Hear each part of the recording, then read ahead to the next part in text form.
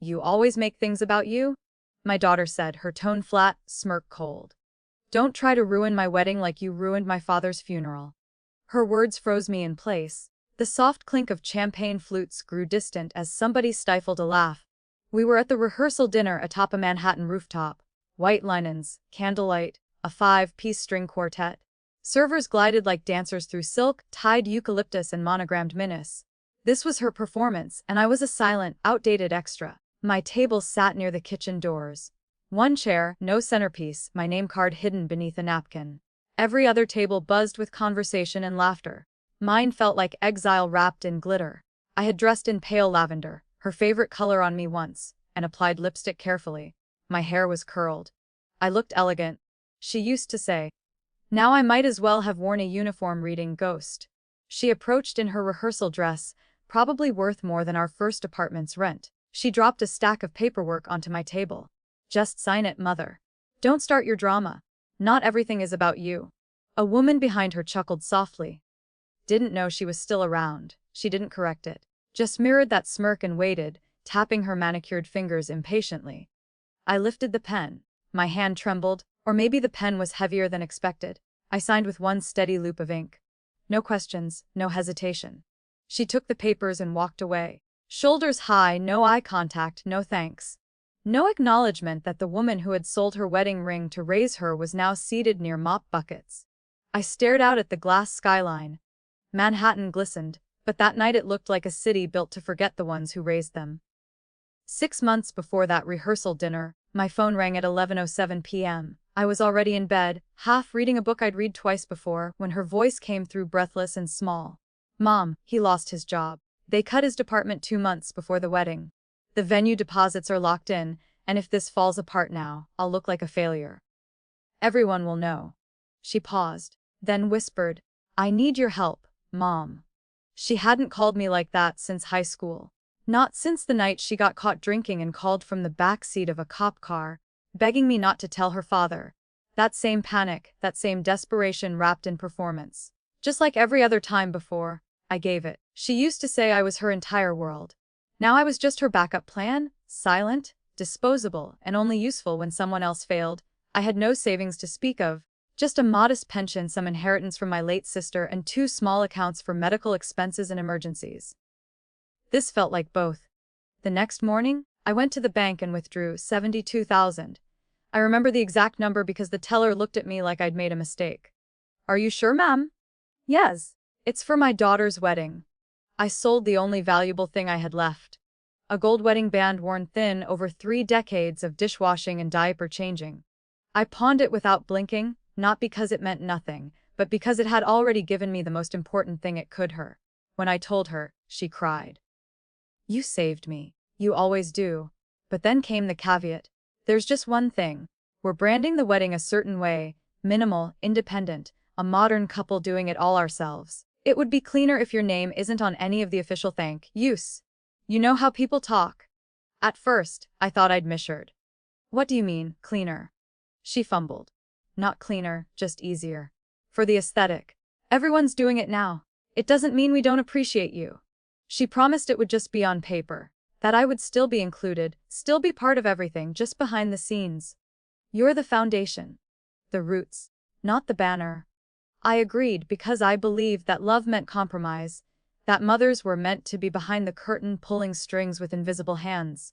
Over the next few weeks, the invoices began arriving. 6 figures for a historic venue with crystal chandeliers. Designer fittings flown in from Verawang.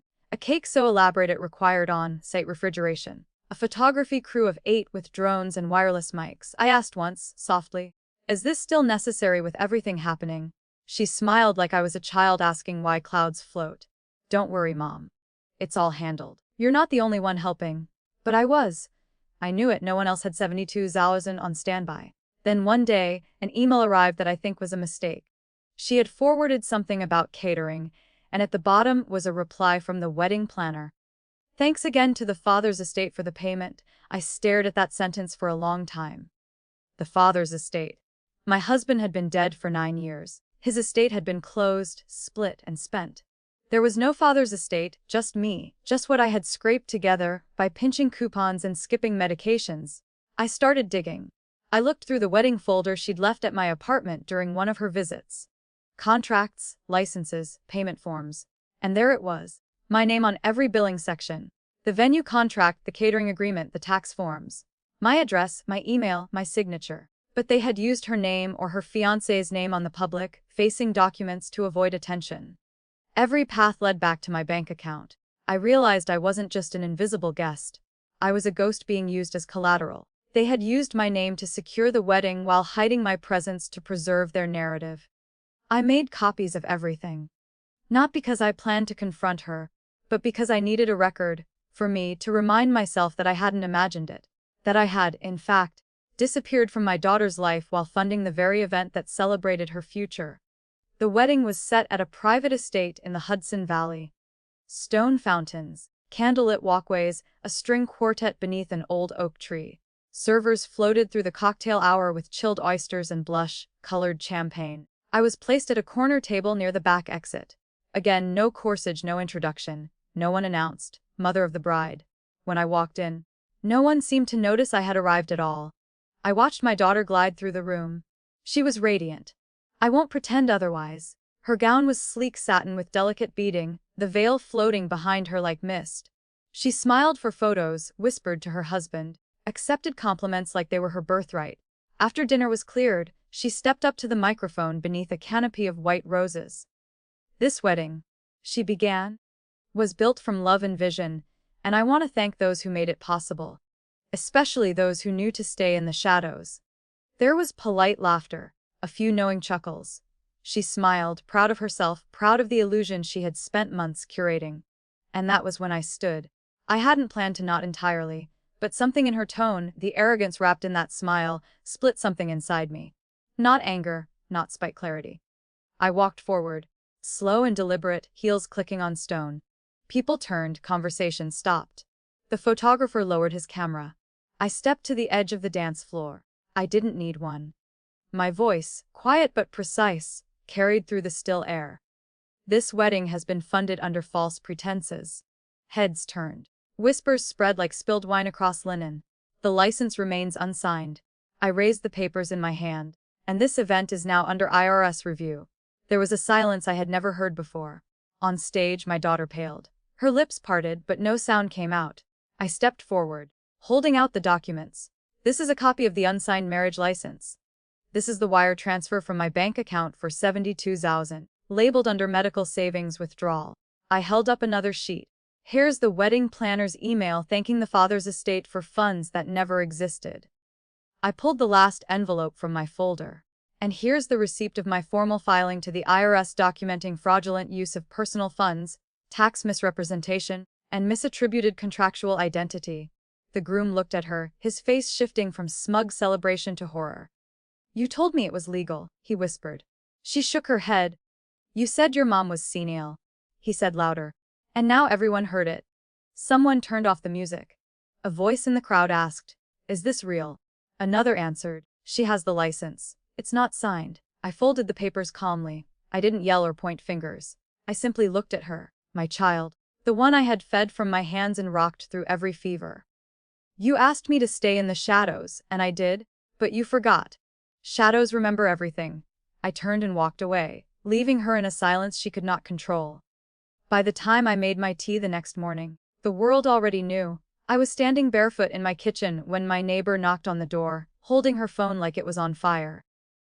You're trending, she said, eyes wide. It was a 60-second video, shaky footage from someone's phone at the wedding. My voice, crisp and calm. This wedding has been funded under false pretenses. The license remains unsigned, and this event is now under IRS review. Over 1.2 million views. The comments flooded in faster than I could read them. Iconic? This is how you drop a bomb with pearls and posture.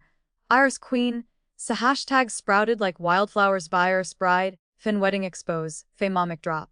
People on TikTok recreated my moment like a courtroom scene.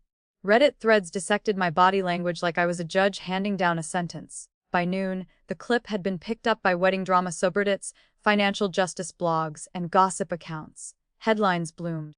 A bride defrauds her own mother. Mom responds with law, not tears. Waiting of the year ends with IRS investigation. A tax attorney on YouTube uploaded a breakdown titled, "Why IRS Bride's Daughter Could Be Facing Real Prison Time." He explained the paper trail I had laid bare, how using someone's financial identity for contracts without disclosure constituted fraud. "This woman did everything right," he said. "She signed nothing she didn't mean. She gave without asking for credit. And when she was erased, she left a paper trail instead of a tantrum. That's legal brilliance in heels." The designer who created her wedding gown released a statement. "We do not condone deception, financial exploitation, or the erasure of women who raised us. Our team has terminated its relationship with the bride effective immediately." Her Instagram followers dropped from 84,000 to 22,000 overnight. Every post flooded with comments. "Where's your mom now? Tell us again how you built it all on your own." I didn't respond to any of it. Not the reporters, not the influencers, not the TED Talk invitation. I had said my piece. That was enough. But I read the comments quietly. Each one was a balm, a brick laid where grief had once lived alone. Then I saw one that stopped me coldsy. I took my mom out of my wedding photos because I was ashamed of her dress. I told myself she'd understand. She never said a word. After this, I printed her photo again. It's on my nightstand now. "Thank you, IRS bride." I read that one twice, then printed it and tucked it in my journal. The same journal where I had once recorded her first steps, her first words, her first lie. The message came 3 days later. No greeting, no punctuation, just a string of words that arrived like a bruise. "Hope you're happy. You killed my wedding." That was all she wrote. No explanation, no apology, no acknowledgement of the lies or manipulation. Just blame, clean, sharp, and cowardly. I stared at the message for a long time. My thumb hovered over the keyboard, but I typed nothing.